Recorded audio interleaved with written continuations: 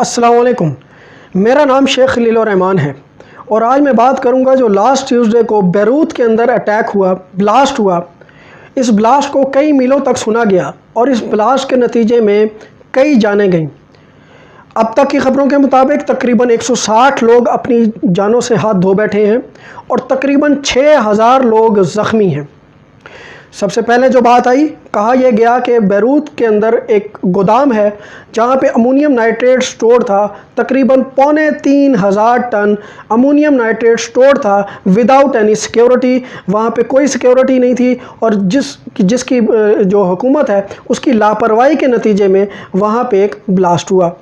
उसके बाद ब्लास्ट के बाद ये भी कहा गया कि ये ब्लास्ट सिर्फ अमोनियम नाइट्रेट का नहीं हो सकता, इस गोदाम के अंदर लामहल्ला कोई मिलिट्री वेपन्स भी स्टोर्ड थे और ये टोटल गवर्नमेंट की लापरवाही की वजह से ये ब्लास्ट हुआ।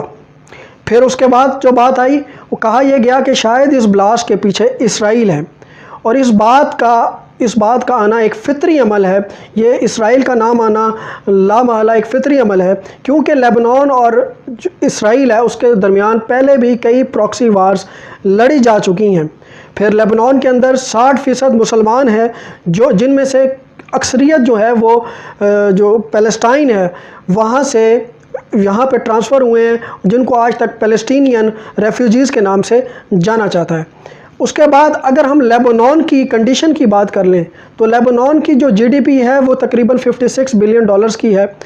तो ये लेबनान की जीडीपी भी कोई इतनी इमर्जिंग जीडीपी नहीं है कि वो दुनिया के साथ आके उठ बैठ सके, मुकाबला कर सके। फिर लेबनान की करेंसी कोई दुनिया के अंदर जानी मानी नहीं जाती। लेबनान की करेंसी तकरीबन यूज़लेस काउंट की जाती है और अब जो मीडिया पे ख़बरें आ रही हैं उसके मुताबिक लेबनान को एक फेल्ड स्टेट के तौर पे करार दिया जा रहा है, क्योंकि लेबनान के अंदर इस अटैक के बाद कई प्रोटेस्ट हुए और गवर्नमेंट की रेजिग्नेशन की बात हुई। अब रीसेंट न्यूज़ के मुताबिक गवर्नमेंट ने रेजिग्नेशन दे दिया है और प्रेसिडेंट ने उसको एक्सेप्ट कर लिया है। लेकिन मैं जो आपको बात बताना चाहता हूँ वो ये है कि जो वर्ल्ड लीडर्स हैं उन्होंने एड की बात की है, उन्होंने इमदाद की बात की है, फ्रांस ने इमदाद की बात की है, डोनाल्ड ट्रंप ने ट्वीट किया है कि हम लेबनान के अंदर जो है वो इमदाद करेंगे, एड देंगे और इस कंडीशन से लेबनानियंस जो हैं उन लोगों को बाहर निकालने की कोशिश करेंगे। लेकिन मैं कहना ये चाहता हूँ कि क्या वर्ल्ड लीडर्स इसकी इन्वेस्टिगेशन करेंगे?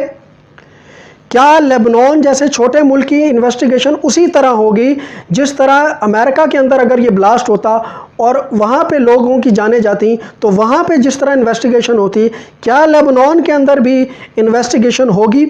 और अगर इस इन्वेस्टिगेशन के बाद इसराइल इसका ज़िम्मेदार ठहरता है तो क्या इसराइल के ख़िलाफ़ कोई इक़दाम लिया जाएगा? क्या इसराइल के ख़िलाफ़ कोई कार्रवाई होगी? ये सब वो सवाल हैं जिनका जवाब जो है वो ना में आता है और इसकी इन्वेस्टिगेशन कभी नहीं होगी। कभी भी ऐसे छोटे ममालिक को जो है वो उनकी इन्वेस्टिगेशन नहीं की जाती। अगर यही अटैक अमेरिका के अंदर, यूरोप के अंदर होता तो इसकी इन्वेस्टिगेशन भी होती और जो इसके मुजरिम हैं उनको कैफ़रे किरदार तक भी पहुँचाया जाता।